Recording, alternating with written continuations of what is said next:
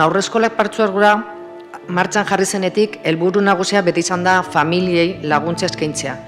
Eta ume horiei ahalik eta zaintza eta heziketarik egokiena ematea.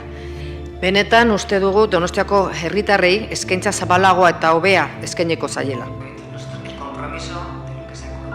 Lehenengo jodastokietakoa, Altzan, hori espero dugu 2019ko ikasturterako errealitate izango dela. Beste alde batetik gure aurreikuspena da zabaltze horretan 2020rako Loiolako herriberetan ere eskaintza zabaltzea, eta azkenik eta akordioaren arabera Gros izango ditzateke hirugarren gunea 2021erako, eta hor Zemorillako gunea erabiliko genuke helburu honetarako.